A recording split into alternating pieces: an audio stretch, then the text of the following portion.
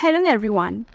Today we are going to create a website on Framer, a landing page from scratch, but we are going to use the style guide that we created in the last video. If you missed out on that one, the link is in the description below. Do watch that, and without further ado, let's just jump right in.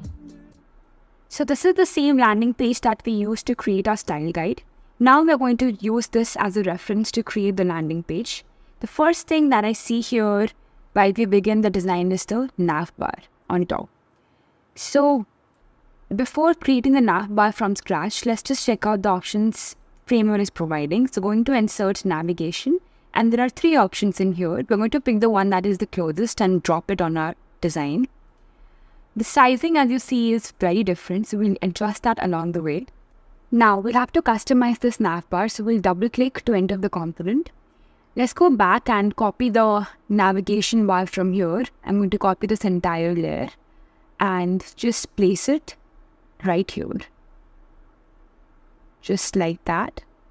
And once it's placed, I can just use this as a reference to edit the nav bar component that I have. And you also see we have a font version already provided by Framer. For now, let's just quickly update this text right here and match it to the original design. Now let's just update the logo. Now in the style guide tutorial, we learned how to create the component for the logo, and we added that into our assets panel. So now we are going to drag and drop this logo from the assets library to our design. And if you see, this is here, but the size of the logo seems bigger than the size of the logo in the original navigation bar. So let's just check that. It's 155 and this one is 184.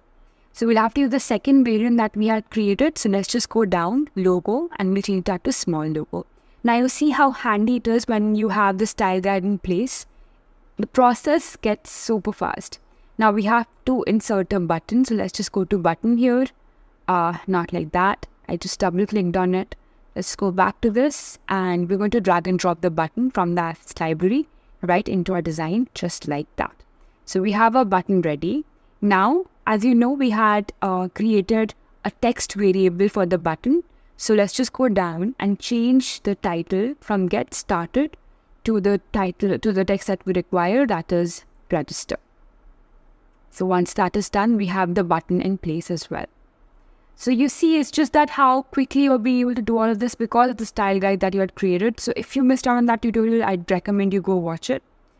So now I have to change the size of this nav bar to 1440 pixels, the length.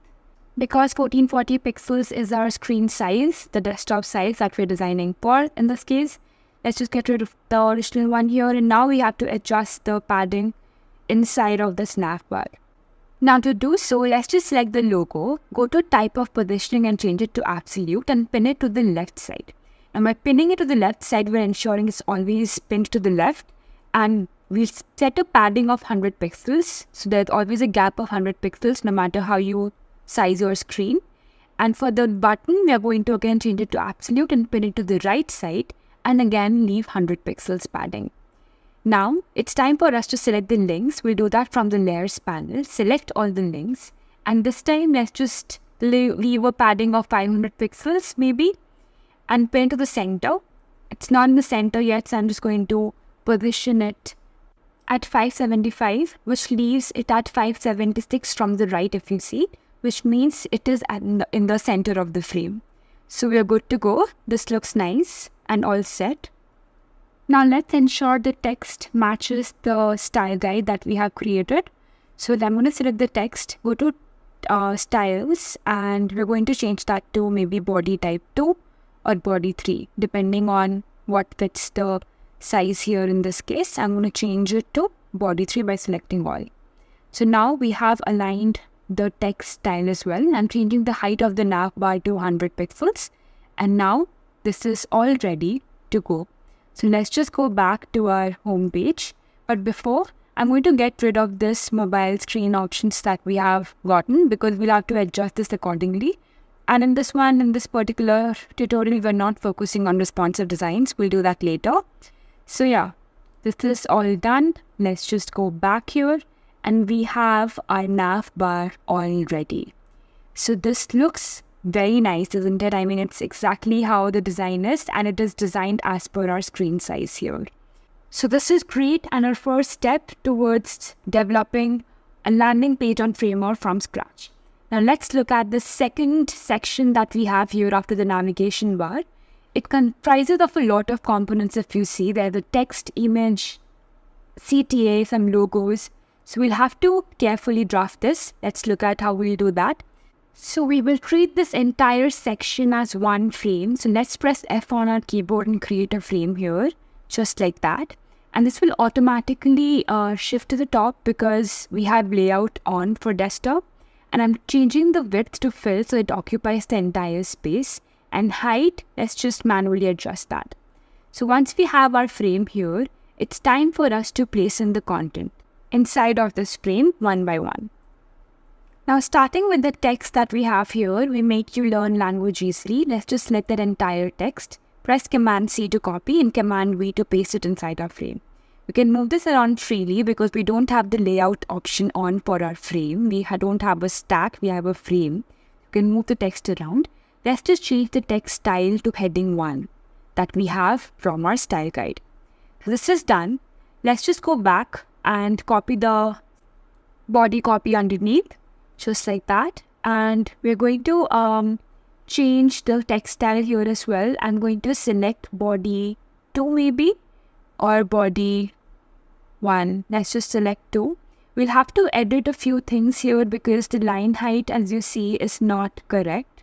We'll have to fix a few things, but that's not a problem. We can always go and edit the way we want to depending on the type of use case. So I'm selecting the line height here and I'm changing it to maybe 20 pixels. And yeah, this looks better. You can keep adjusting all of these things. The style guide is not set in stone. You can, always update it. So yeah, the next thing that we have here is the enter your email input field. We can't directly copy it because we have to create stacks in order to make this design responsive later. So let's just write the text first, enter your email, and turn that into stack.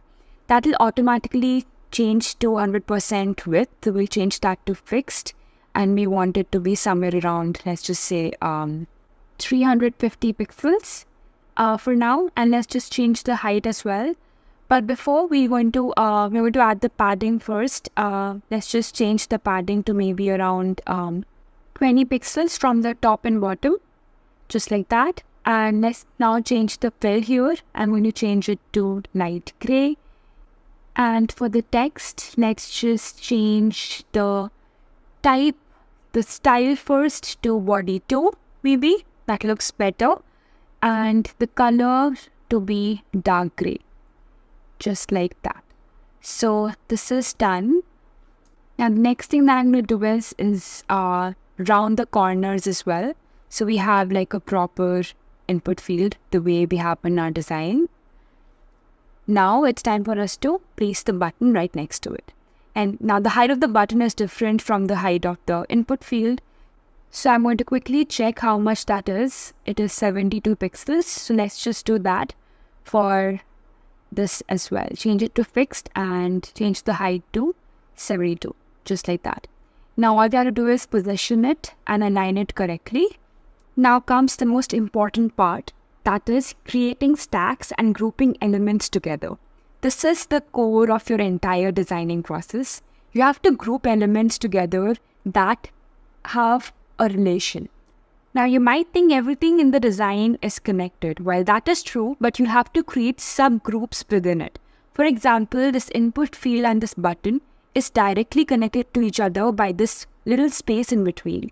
Let's just create a stack here, and we'll have to change the width to fit content first so that we don't occupy the entire space. And this gap in between is what ties these together. So let's just change the gap here to 12 pixels. So this 12 or maybe 16 pixels. So this basically connects these two elements together. Let's just align it to the rest of the text here, just like that. And now we see that these three elements, H1, H2 and the input field, are connected with a certain amount of gap in between. So what we'll do is we'll select these 3 elements now and create a stack. This will be a vertical stack, as you can see in the direction here.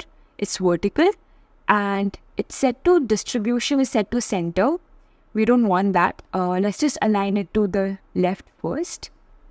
Just like that, and we'll set the distribution to start. Now these 3 elements are placed at an equal distance of 50 pixels from each other. That is what groups them together. I'm going to change the width here to fit content as well. Now that the stack is ready, let's just position it correctly, just like that. Now it's time for us to add this image, which is right next to the text. But before that, if you look at this input field, the enter your email is positioned at the center while it should be towards the left. Now to fix that, let's change the distribution to start instead of center and change the padding here. From the left side, we'll add some padding of around 20 pixels, where 20 looks slightly less. So let's just make it somewhere around 60 pixels or maybe 40 pixels. So yeah, this looks better. Now let's just select this entire stack and rename it to maybe hero text. And this just helps in proper naming, sort of helps later on when you're selecting something. And now let's just drop the hero image right here from the assets panel. And yeah, we have it. Now the thing is, we created the style guide from the reference design that we have. And the screen that we are developing for is smaller in size. So we'll have to adjust the sizing as we go about it. So that is the reason why we have to keep updating our elements from the assets panel or the H1 size. That's because our reference for the style guide was on a bigger screen and while we are developing it on a smaller screen size. So instead of H1, I'm changing the heading to H2 and adjusting the line height as well because H1 looks slightly too big for this screen. So yeah, I am also updating the size of other elements in here to match the actual design, as well as updating the style guide wherever required.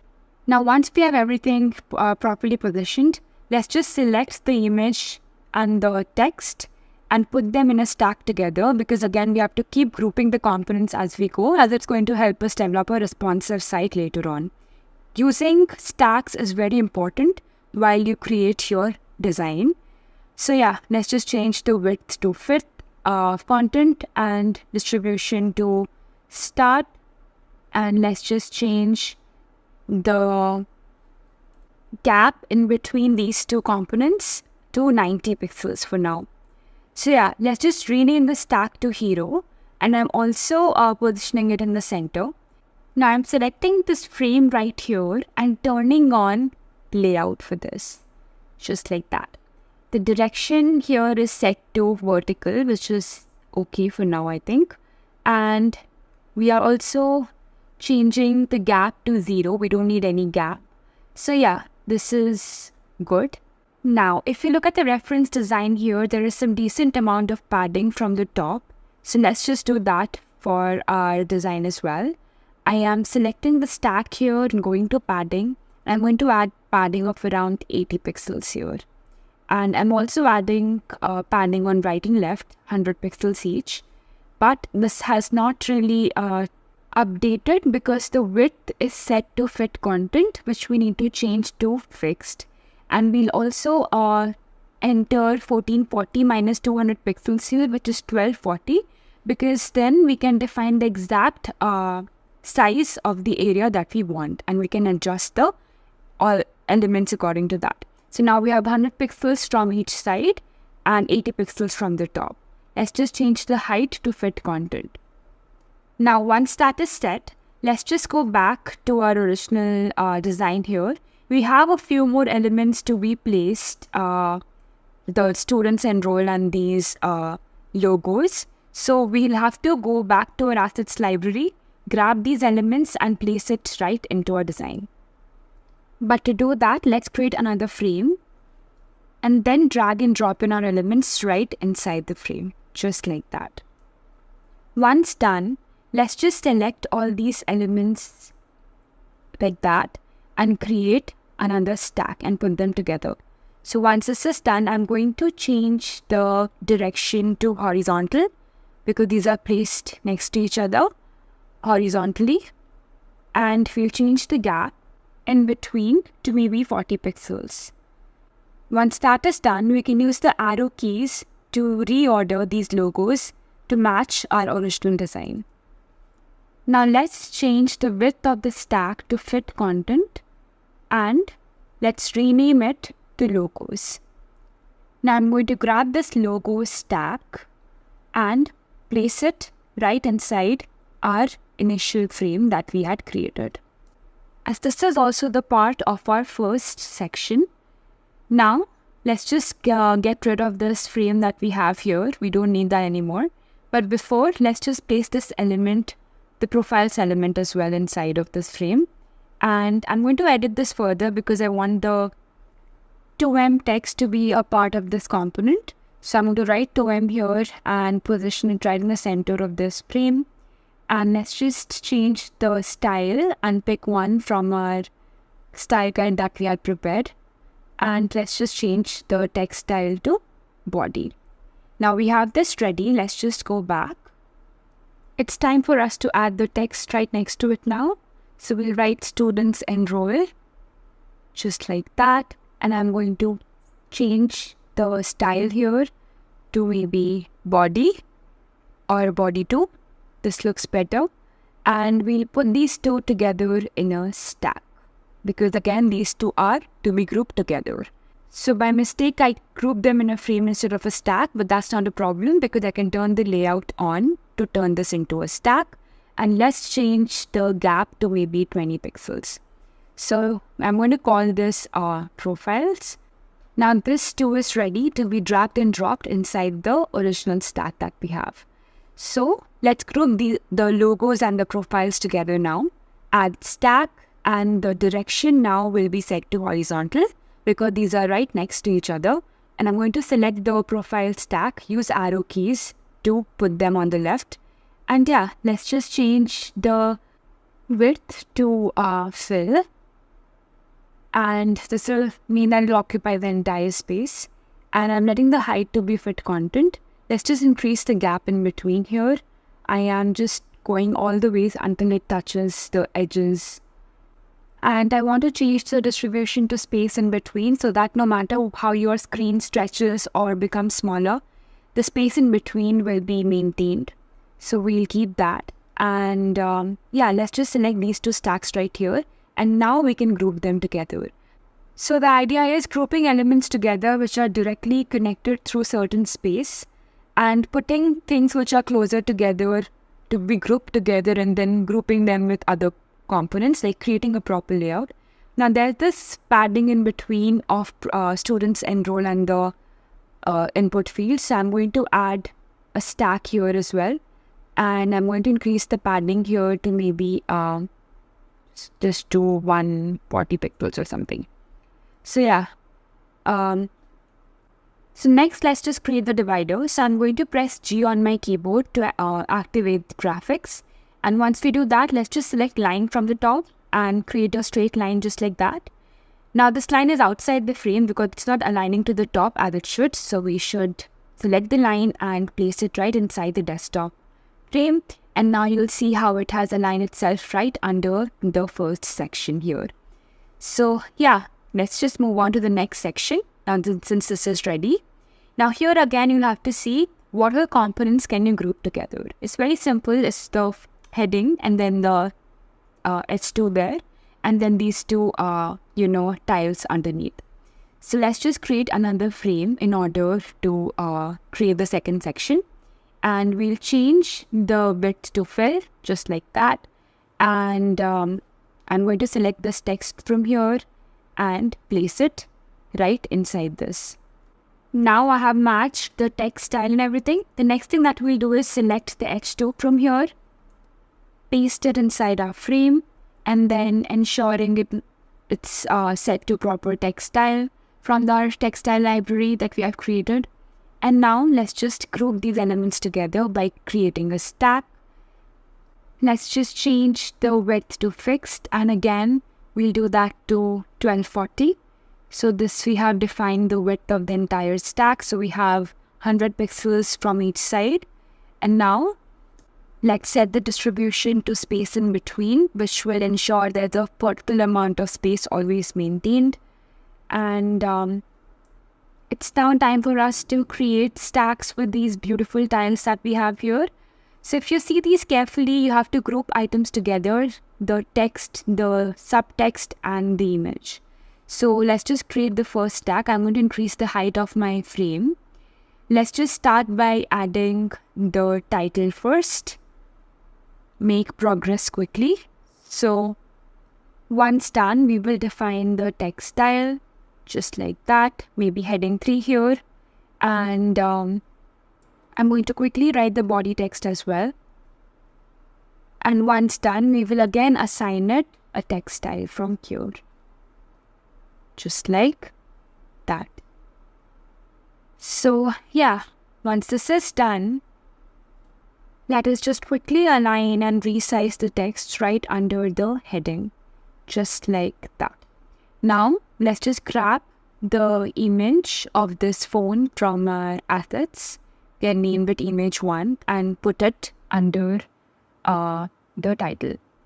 Now, since we set this image as a variable, we can change it. Let's change the resolution from auto to maybe full. And I'm going to change this image and replacing it with the image that is there. Just like that. So once this is done, let's group these elements together by creating a stack. Just like that. And once the stack is made, we are going to change the width to fixed. And I'm going to manually make it smaller in size a little bit. Just like that.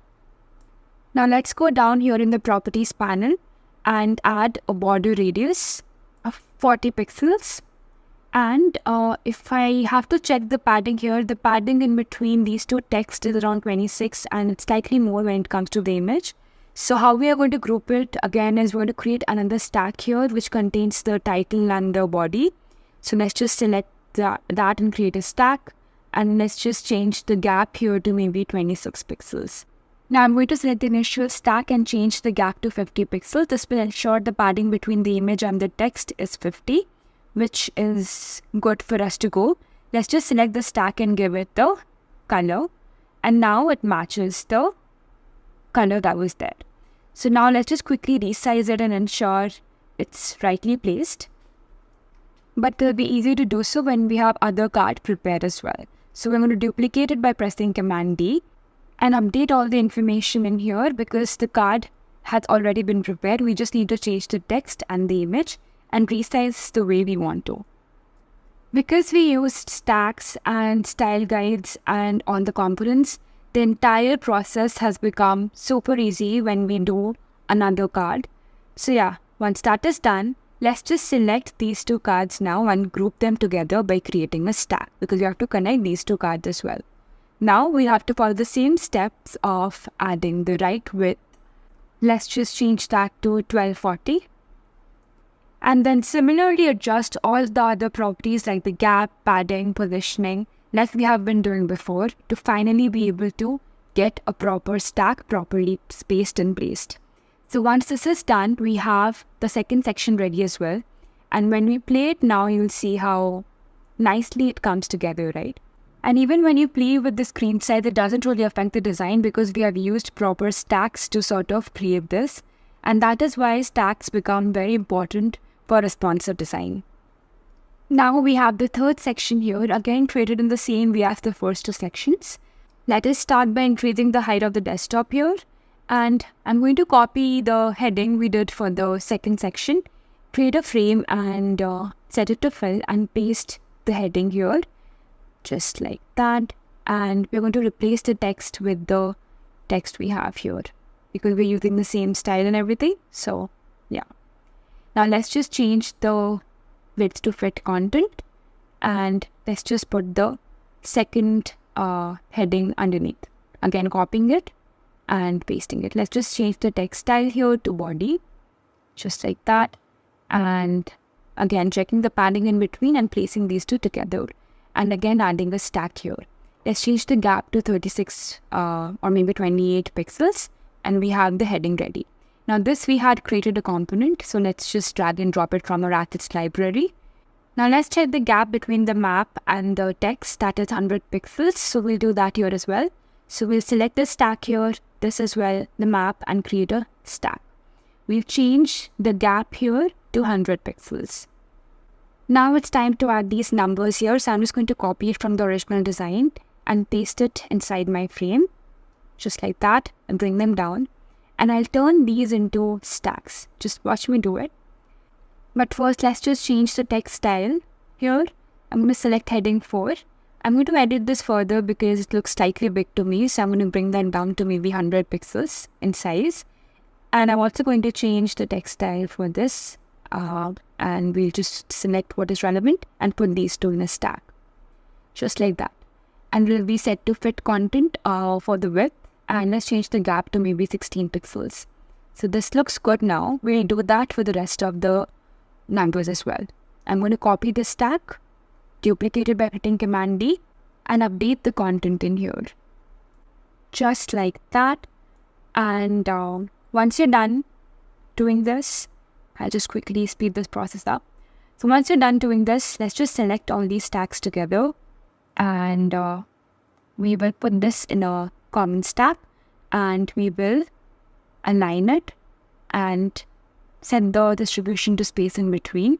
We'll change the width to fixed. We'll do it 1240. And now select all the stacks in the frame and put them together by creating another stack. I'm adjusting the gap in between here. And now we have the third section ready as well.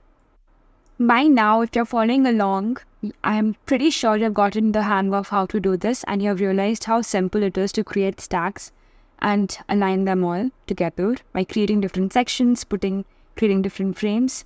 So this purple section, this yellow section, you'll find relatively easy because we did the more complicated sections before. It's just placing the text in between and adding the two CTAs. It's just that. So I'll speed this process up for you so that you can still follow along if there's any doubt that you have, just so you don't miss any step. I have also attached the remix link to this file in the description below. In there, you will find all the sections done. However, you won't find the footer section there because that is something I want you to explore on your own. All you have to do is understand the grouping, how you want to group different things together so it comes together as a stack. It is not complicated at all. I'm just dragging and dropping this button from the asset library, duplicating it, and since the image was set as a variable, I can change this image for the button and our buttons are ready. Now it's time for us to group these buttons together, and how to do that is to create a stack and then just add some gap in between and change the width to fit content. Once that is done, we will create another stack, change the gap to 80, just like that, and the section is also ready. We just need to put this in the center, but first just change the height of this yellow background that we have. And yeah, once all of that is done, your design is pretty much ready and the footer is something for you to try on your own. So do give it a shot. And yeah, now if you're wondering why we built the style guide to create this entire design, I'll show you quickly why. So let's go to Pages, Style Guide, and let's select the color yellow here. Now, we'll just go to Fill, and for the deep yellow color, let's just change that to blue. Now, imagine if you had to actually update the color for your entire design that you made, and you have multiple pages. But when you use style guides, it updates automatically wherever this color you have used. So you don't have to worry about changing each and everything. Whatever you have fixed in the style guide will update automatically throughout. So this is extremely helpful and it speeds up your design process like anything. Well, I hope you learned something new today. Thank you so much for watching. I'll see you next time.